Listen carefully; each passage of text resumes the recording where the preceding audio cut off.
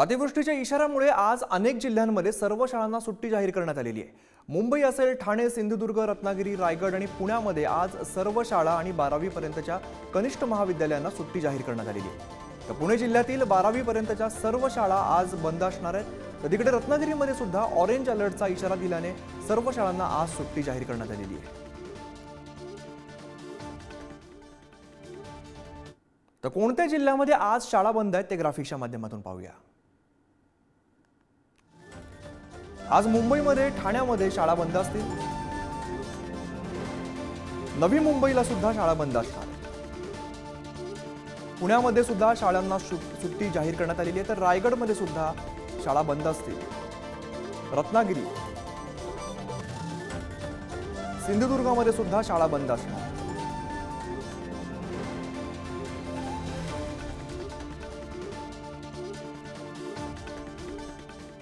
तर आमचे प्रतिनिधी विकास गावकर आपल्याला अधिकची माहिती देत आहेत। विकास, शाळांना सुद्धा सुट्टी जाहीर करण्यात आलेली आहे। सध्याची काय परिस्थिती दिसते, कितपत पाऊस दिसतोय?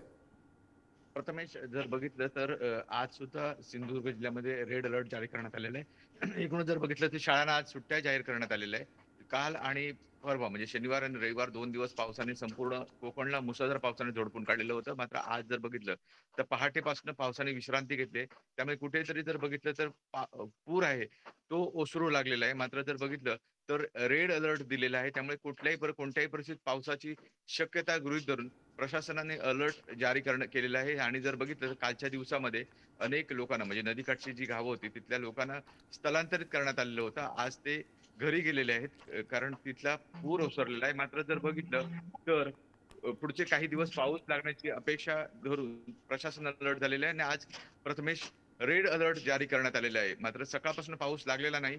जर पाऊस पुन्हा एकदा लागला तर कोकणात पुन्हा एकदा पूर आपल्याला पाहायला मिळू शकतो। प्रथमेश, निश्चित धन्यवाद विकास या सगळ्या सविस्तर माहितीसाठी।